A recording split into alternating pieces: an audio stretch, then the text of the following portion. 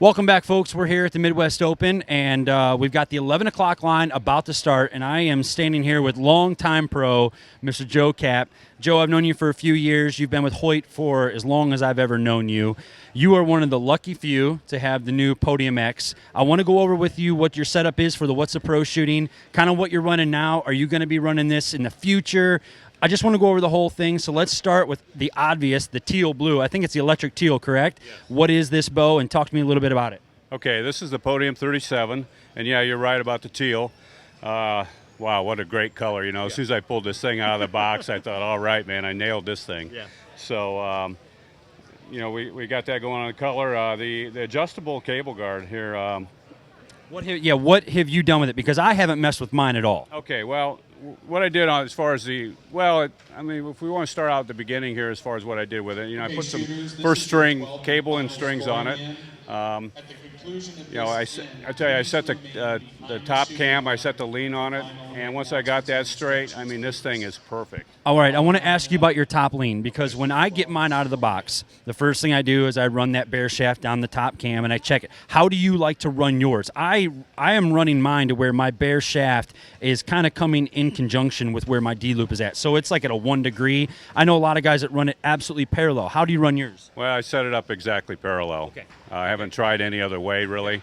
I have adjusted the yokes on occasion and try to get it to tune a little better through paper, but for the most part, I find that when I set it up parallel, you know, it's worked real well. Now, are you running the top cam when you're timing up your cams on the new Hoyt? Are you running them spot on, or is your top cam just a smidgen ahead of your bottom cam? I'm running them even. Are you? Yeah, I'm running them even. Okay. So. Well, I'm going to go home and change that then, because I've struggled with that, and I haven't really known what the best way to do it is. And, you know, we all listen to everybody trying to get that magic pill, and somebody a couple years ago said, well, just run that top cam just a 16th or an eighth of an inch ahead of the bottom. And now I'm starting to see that the consistency between the cams, you can run them pretty even. And you're saying that you're doing the same thing. Yeah, I'm doing it the same way. I think in the past, having a top cam hit a little sooner was for maybe some aiming purposes, things of that nature. But I tell you what, you don't have any of those issues with this bow at all. I mean, the aim is outstanding. There's no dipping in the aim at all. It's holding up in there really well. So. Why did you pick the 37 over the 40? Well, because that's what I was shooting last year. I was shooting a Pro Comp 37. It felt real comfortable, and so that's what I thought I should try. Having said that, though, I did order a 40. I've got a 40 in fact, and I'm just starting to set it up, so I'm anxious to try that as well. Okay. What did Scott build your strings? Do you know, are these 452X, the X material? What are they? Yeah, they're the Exit Wire 452X. Yeah. Okay. All right. So. And grip. Talk about the grip. Have you played with it at all? What are you doing as far as your degree? Well, I'm running 0. Okay. I did play with it. I had the 2, 4, and the 6 on it. In fact, I shot a couple rounds with the 6, thinking I liked that a little more, but. You know, I got away from that, went back down to 0, and that seemed to really hit the setup with that. You know, it's kind of what I was used to before. I don't know if it's so much that or it just sits better in my hand that way. But so okay. Now let's go back to where we were getting ready to start. As far as with your cable guard, what have you done? You know, with messing with that and adjusting with that. Well, the cable guard adjustment's really a nice feature. You know, I ran it in just enough to so I could get clearance on my arrows. I'm shooting a 4-inch vein, so I've got a little more hanging out there. So it's in just slightly, and you know, I think I'm going to refletch my arrows with a left twist, so I can kick the hen vanes out or in a little more basically, and I can run it in even farther. Okay.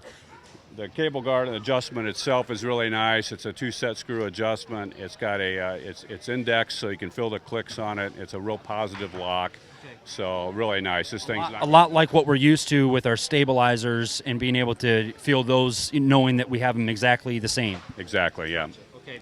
What are you running here as far as peep size? Do you run a clarifier, and how does that in conjunction work with your Shibuya sight and scope? Okay, I'm shooting a .55 or .50.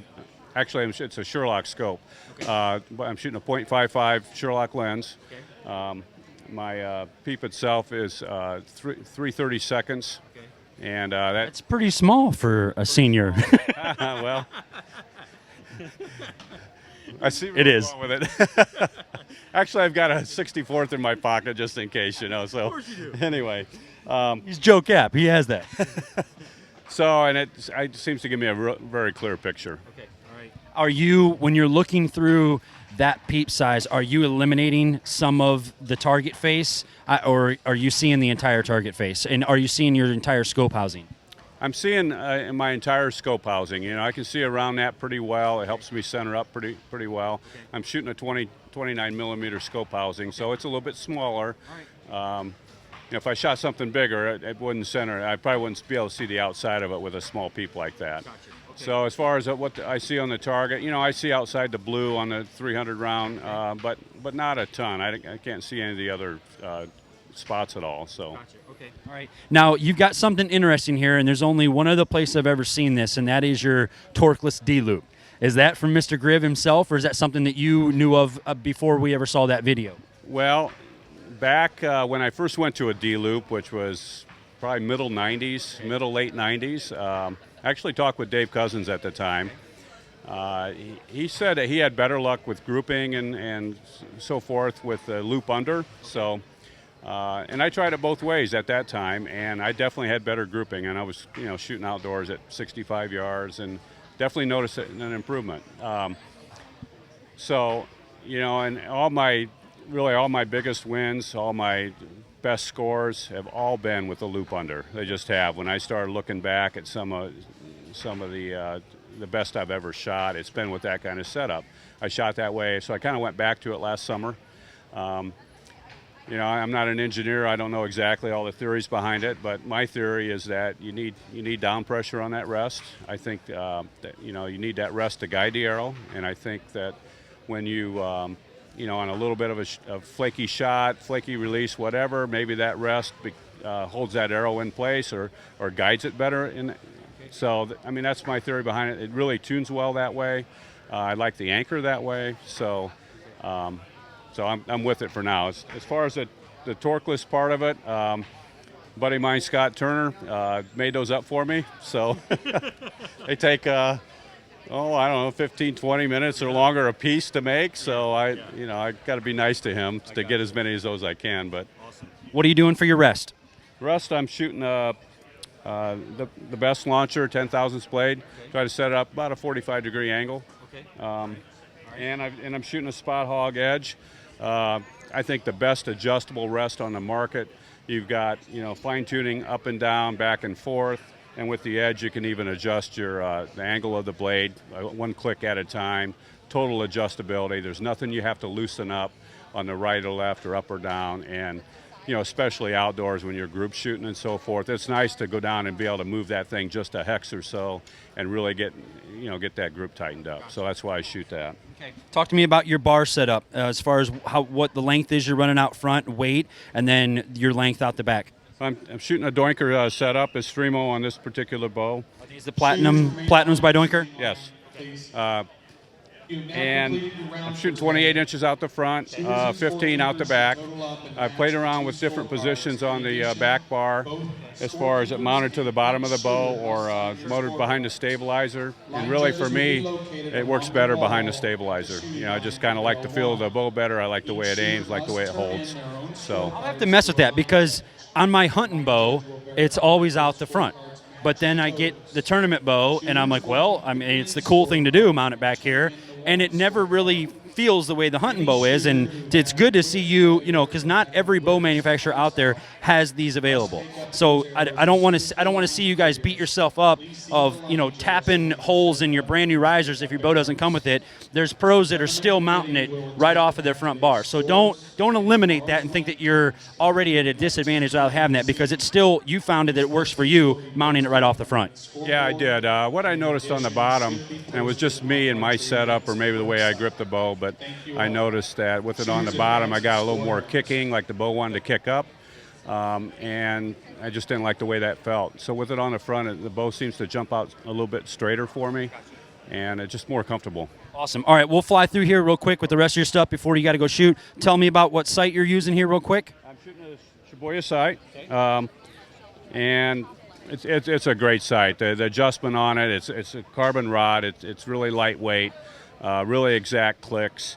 Great adjustability. I just can't say enough about it. They have a triangular type barrel where the scope goes in. I mean, you absolutely don't get any movement, any rocking whatsoever. Plus, a really nice thing about it is all the bushings are adjustable, so that at time when the thing wears a little bit, it loosens up a little bit. You can go in there with an Allen wrench, tweak those bushings, put a little more pressure against the bar, and it tightens it right back up again. No rattling, no noise, no nothing. So, fantastic. Okay. Let's go. Let me show me your release that you're running with this week. Okay, I'm shooting my Old Faithful, my Target 3. I've shot this thing forever. I recently just went back to it. Real positive clicks. I mean, it's just like seeing an old friend, basically. So yeah, I really can't say enough about this. It's again getting back to what always worked best for me. I've done that a lot over the years. Guys, sometimes you just keep changing and changing and changing, and then you look back and you're so far away from what used to always work. So when in doubt, I go back to what always worked and try to capture it from there. It's a reason that I shot the scores that I did, or won the tournaments that I did. And so, that stuff doesn't go away. It's there. If it worked then, it's going to work now. What are you doing for arrows? Carbon Express X jammers, Okay. 4-inch AAE vanes. Okay. Got the launch pad nocks, great knock that Carbon Express has. I run a stock 210 point in it, okay, 30 inches long. Nothing special really. These things have always really performed well for me, and I played around a little bit with lengths and point weight and everything else. I get back to this. It seems to group the best for me. Gotcha. Very, very durable. Longtime shooter with Hoyt, Mr. Joe Kapp. Joe, real quickly, when is your tournament, and can people still register for that? Yes, my Holiday 450 tournament. It's December 27th, 28th. Saturday, we have 2 lines each day, 11 o'clock and 3 o'clock. The Saturday lines are almost full. I've got like 6 open at 11 and about 8 open at 3. Sunday right now is wide open. And this year, for the first time, we're guaranteeing $500 for first place in a men's freestyle. So it's a 1-round tournament. You come in, it's $4.95 round. Scoring that little X is 11. We have a money class freestyle limited, and then we have an open flight system. That's $15. So at Isaac Walton in South Bend, it's a great facility, a really nice club. I think you were there last year. So by all means, you can call me, email me, message me on Facebook if you'd like. We'll get you signed up, and I just need to know what line you want to shoot, and you can pay me at the tournament. Awesome. So, well, the Holiday 450, we were there last year. Awesome place, awesome tournament. The atmosphere. If you guys have never been over to that Isaac Walton Center, did I say that right? The Isaac Walton Center. Is that right? Isaac Walton League. Really, really cool building that these guys turned into an archery shop or archery pro range. Very, very cool atmosphere. Joe, I can't thank you enough. You've got 11 o'clock line that start now. Good luck with that. Good luck with the new bow, and we'll see you soon. Okay, thank you, Jason. Thanks, Blake. Take care.